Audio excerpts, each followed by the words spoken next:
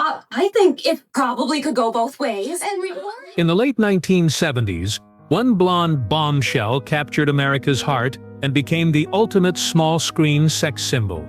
Loni Anderson was everywhere, on magazine covers, in talk shows, and in living rooms across the nation. But behind that million-dollar smile and platinum hair was a story full of unexpected chapters.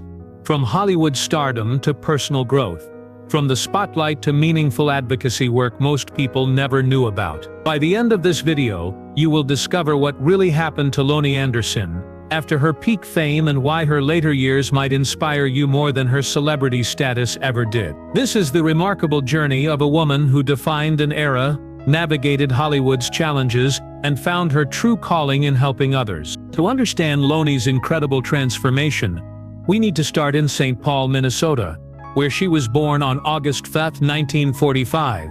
Her father was an environmental chemist, her mother a model, a combination that would give Loni both beauty and intelligence. But what most people didn't know was that this famous blonde was actually a natural brunette, being a brunette my entire life, and being taken seriously as an actress. You think, what happened? My brain dissolved with the bleach? She once joked on an Australian morning show. But that decision to go blonde would change everything. After graduating from the University of Minnesota, Loni briefly taught high school but faced harassment from students. The guys said terrible things to me and I was afraid, and I left, she recalled on The Tonight Show with Johnny Carson. That difficult experience pushed her toward professional acting, a blessing in disguise. Her first role came in 1966, with a small part in Nevada Smith starring Steve McQueen. Then came nearly a decade of struggle, with guest appearances on shows like SWAT and Policewoman. She even auditioned for Chrissy on Three's Company, but didn't get the part. In 1978, everything changed. Producers saw a poster of her in a red swimsuit, similar to Farrah Fawcett's famous pose, and offered her the role of Jennifer Marlowe on WKRP in Cincinnati. Initially, she almost turned it down. I went in and sat on my little soapbox. I don't want to play this part because she's just here to deliver messages and is window dressing. Then Hugh Wilson, the creator, said, "Well, how would you do it?" Anderson recalled. What happened next was revolutionary. The character was originally written as a dumb blonde, but Loni fought to make Jennifer Marlowe something special. A woman who used her beauty strategically, while remaining incredibly intelligent. She refused to fetch coffee or take dictation, turning the receptionist into the most competent person at the radio station. The role earned her 2 Emmy nominations and 3 Golden Globe nominations. More importantly, it shattered stereotypes and proved that you could be both beautiful and brilliant. Jennifer Marlowe became a feminist icon disguised as a sex symbol, but as Loni's star rose, so did the attention on her personal life. And that's where our story takes its most dramatic turn. Which aspect of Loni's early transformation impressed you most? Her courage to rewrite the character or her fight for equal pay? Let us know in the comments. Watch at. In the early 1980s, as WKRP made Loni a household name, she caught the attention of one of Hollywood's biggest stars, Burt Reynolds. Their love story began like a fairy tale, but it would become one of the most scrutinized relationships in entertainment history. I think back to the beginning of our relationship. It was so, oh gosh, tabloidy. We were just a spectacle all the time. And it was hard to have a relationship in that atmosphere. Loni would later reflect to the Associated Press. But somehow, they made it work through the chaos. On a beautiful day in 1988, Loni Anderson and Burt Reynolds said "I do," becoming Hollywood's golden couple. The wedding was a media sensation, with fans worldwide celebrating what seemed like a perfect match, the sex symbol and the movie star. The most meaningful moment came just months later when they adopted their son, Quentin Anderson Reynolds.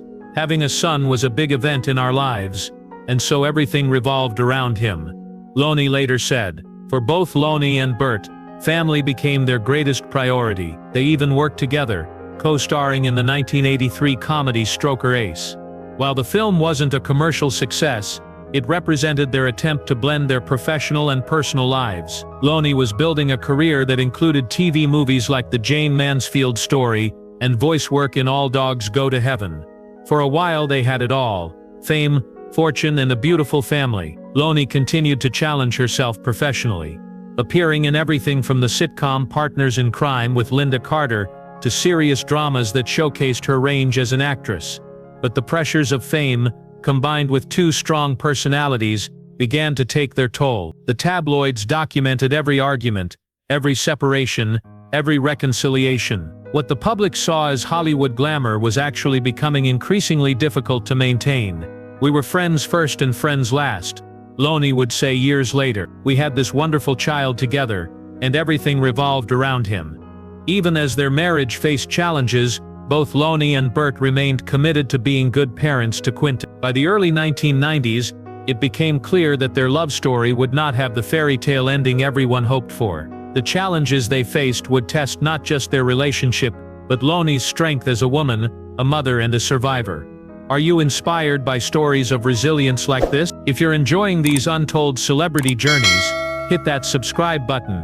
We share amazing transformation stories every week that you won't find anywhere else. By 1993, the fairy tale had ended. Loni and Burt's marriage faced insurmountable challenges, leading to a highly publicized divorce that would drag on until In 1995, Loni made a courageous decision. She would tell her own story in an autobiography called My Life in High Heels. This wasn't going to be a sanitized celebrity memoir. It would be raw, honest, and transformative. "It's about the growth of a woman who survives," Loni explained to the Associated Press.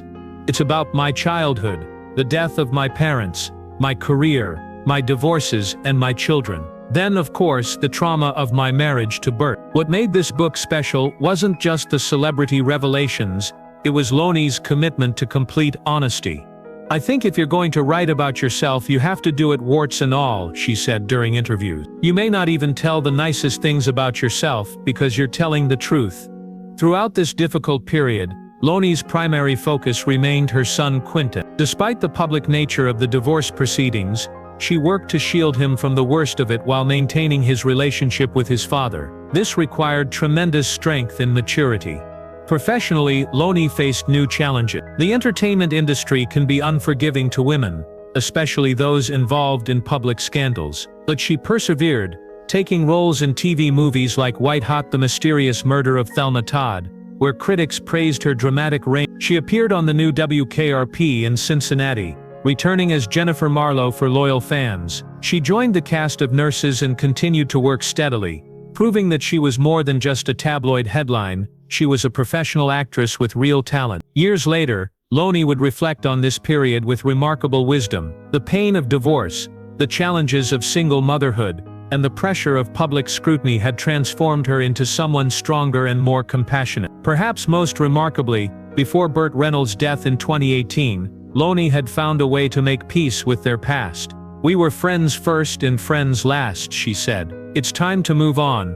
They even spoke at his funeral, a testament to her capacity for forgiveness and growth. But the most meaningful transformation in Loni's life was still to come. Her greatest role wouldn't be as an actress or even as a Hollywood wife.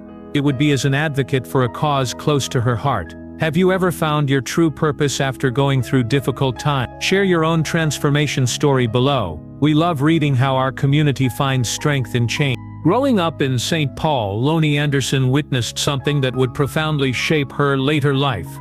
Both of her parents were smokers, and she watched firsthand as they struggled with the devastating effects of chronic obstructive pulmonary disease, COPD. COPD is a progressive lung disease that makes breathing increasingly difficult. It is often caused by smoking and affects millions of Americans. For Loni, this wasn't just a medical condition. It was a family tragedy that she was determined to help others avoid. In 1999, Loni made a decision that would define the second half of her life. She became a spokesperson for COPD Together, a support organization dedicated to helping patients and families affected by the disease. This wasn't just a celebrity endorsement. It was a personal mission. When you grow up watching your parents struggle to breathe, it changes you, Loni explained in interviews.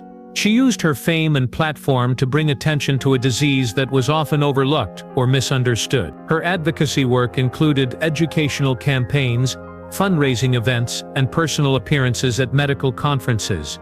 What made Loni's advocacy special was her genuine connection to the cause. She didn't just lend her name, she visited patients, spoke with families, and worked to remove the stigma often associated with smoking-related illnesses. Her message was always one of compassion, not judgment. The medical community recognized her contributions with various awards and honors. But for Loni, the real reward came in the letters from families who said her advocacy had helped them seek early treatment or encouraged them to quit smoking. She appeared in public service announcements, spoke at health fairs, and worked with doctors to develop patient education materials. Her approach was always to combine medical facts with personal stories, making the information both accessible and emotionally resonant.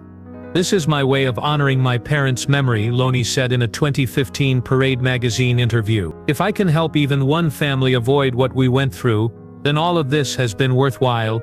For more than 2 decades, Loni devoted significant time and energy to COPD awareness. She participated in walkathons, spoke at medical symposiums, and used every interview opportunity to educate the public about prevention and early intervention. Healthcare workers praised her for bringing celebrity attention to a cause that desperately needed it. Her advocacy helped secure funding for research and brought COPD into mainstream health conversations where it had previously been overlooked. Through this meaningful work, Loni had found something more valuable than fame or fortune. She had found purpose, and as she entered her 60s, she would also find something else she thought might have passed her by: true love. What do you think is more important? Fame or finding your life's purpose? The comments are always so thoughtful on these stories, and we'd love to hear your perspective. On May 17, 2008, Loni Anderson proved that it is never too late for a second chance at happiness.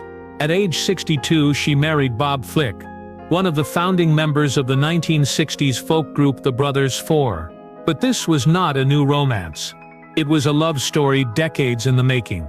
Loni and Bob had first met at a movie premiere in Minneapolis back in 1963, when she was just 18 years old. Life took them in different directions, but fate brought them back together more than 4 decades later. "It's amazing how life comes full circle," Loni said in a 2008 People magazine interview. Unlike her previous high-profile relationships, this marriage was built on a foundation of genuine friendship, shared values, and the wisdom that comes with age. Even in her 70s, Loni continued working. Her final professional role came in 2023 with the Lifetime movie Ladies of the 80s: A Diva's Christmas, where she starred alongside Linda Gray, Morgan Fairchild, Donna Mills, and Nicolette Sheridan, a reunion of iconic television actresses. Perhaps most importantly, Loni had become a beloved grandmother. Her daughter Deidre had given her grandchildren Mackenzie and Megan Hoffman, and she treasured her role as a family matriarch. Her son Quentin had grown into a successful adult, a testament to her parenting through difficult times. After decades in the spotlight, Loni had found contentment in a quieter life filled with family, meaningful work, and the love of a man who had known her since before she was famous. She had truly come full circle. On August 3, 2025, just 2 days before her 80th birthday, Loni Anderson passed away at a Los Angeles hospital following a prolonged illness. Her family issued a statement, saying they were heartbroken to announce the passing of their dear wife, mother, and grandmother. Morgan Fairchild wrote on social media, "I am heartbroken to hear of the passing of the wonderful Loni Anderson, the sweetest, most gracious lady." Barbara Eden and other colleagues shared similar tributes, remembering her kindness and professionalism. Loni Anderson's life was a masterclass in transformation. From small-town girl to sex symbol, from Hollywood wife to devoted mother, from celebrity to advocate. She showed that true success is not measured by fame alone, but by how we use our experiences to help others and find our authentic purpose. If stories like Loni's inspire you, you will love what is coming next. We have incredible untold stories about Frank Sinatra's family, David Bowie's secret life as a father, and many more celebrity transformations. Subscribe and ring that bell so you never miss these amazing journeys. Which part of Loni's incredible journey inspired you most? Was it her courage to rewrite the dumb blonde stereotype, her strength during personal challenges, or her dedication to helping others through COPD advocacy? Share your thoughts in the comments below, and let us know what lessons from her remarkable life for seat with you today.